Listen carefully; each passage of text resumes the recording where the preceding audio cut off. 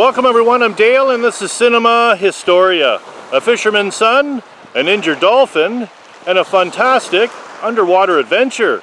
This week we're going back to 1963 for a family adventure drama film called Flipper, starring Chuck Connors, Luke Halpin, Kathleen McGuire, and Connie Scott.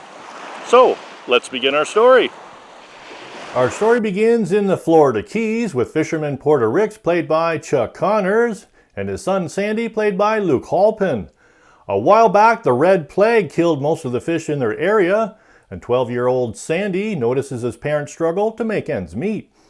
Porter and Sandy are out fishing one day when a U.S. Coast Guard helicopter gives them a message that reads, "Return to port, Hurricane Hazel is heading north, winds increasing to 80 knots. The storm increases as the two make it back home safely, secure their boat, and wait with the rest of the townspeople in the local post office, the safest community structure. The storm soon passes, their home is still intact, however, their boat is now downstream with a broken drive shaft. While recovering their boat, a dolphin jumps out, startling Sandy and his friend Kim, played by Connie Scott, and Porter. Porter trailers their boat inland for repairs, leaving Sandy behind with his mother Martha, played by Kathleen McGuire, with a list of chores left over from Hurricane Hazel. Sandy neglects his chores one day, when Kim, her father, and cousin Bill stop by to take him fishing on their boat named Olympus II. While fishing at Silver Cove, Bill accidentally harpoons an innocent dolphin that drags him to a large rock, giving Bill a mild concussion. After rescuing Bill, Sandy heads back to Silver Cove to put the injured dolphin out of his pain. Not being able to go through with it, Sandy brings the dolphin back home and puts him in the fish pen and helps him recover. Doing odd jobs to pay for fish to feed the dolphin, who he names Flipper, recovering from his wound, Flipper puts on a show to entertain the neighborhood children. However, Porter returns, seeing Flipper as a threat to his nets and fish, which would jeopardize the family income. So, does Porter release Flipper to open waters where he belongs? Does Flipper return, only to jump into the holding pen and eat all the valuable fish waiting to go to market? Or does Flipper redeem himself, fighting off threatening sharks, leading the Ricks family to a large school of fish? Directed by James B. Clark and released August 14, 1963, American stunt performer, filmmaker, and actor Rico Browning, the co-creator, said that he originally conceived the story after seeing his children intently watching the TV series Lassie. This inspired Browning to create a similar story with a dolphin in place of the dog. In 1961, he used his last $100 to write a book telling the boy and dolphin story and persuaded movie producer Ivan Tors to read the book. Tors liked it so much, he made the movie. It was a surprise hit at the box office, winning a 1964 Golden Laurel Award for Sleeper of the Year, and that it is a great family film. And our trivia question this week, was there more of Flipper the following year and beyond? Was there more of Flipper the following year and beyond? So a little more history and the answer to our trivia question. Well, that's coming up next.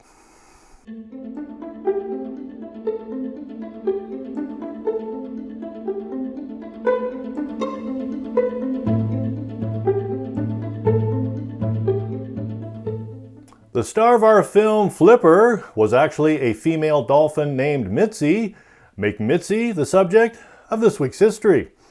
So, Mitzi was owned by American Florida Keys fisherman and dolphin trainer Milton Santini, considered a pioneer in the field of dolphin training and keeping.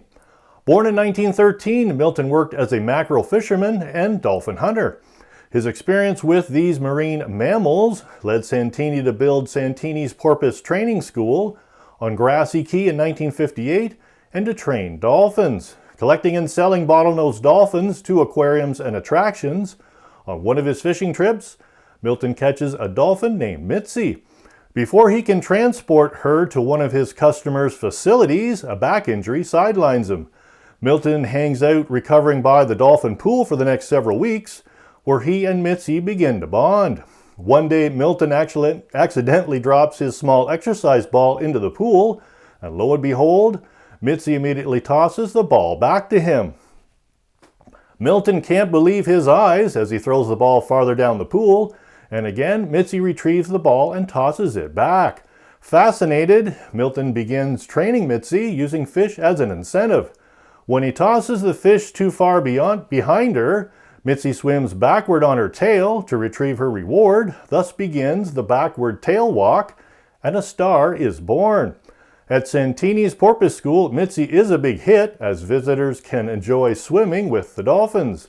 4 years later, Hollywood comes calling, and Santini's beloved Mitzi and 5 other dolphins land starring roles in the pilot movie Flipper. Filmed on location at Santini's Porpoise School, the movie puts Sleepy Grassy Key on the map. His school continues until Mitzi dies in 1972. Now heartbroken, Santini sells his attraction to Jane Shannon Rodriguez and Mandy Rodriguez, acquiring the property in 1984 and opening the Dolphin Research Center.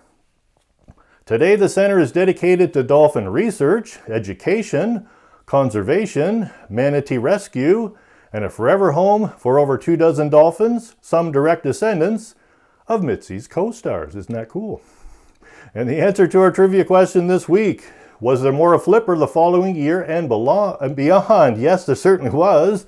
A film sequel, Flipper's New Adventure, was filmed in late 1963 and released in June of 1964.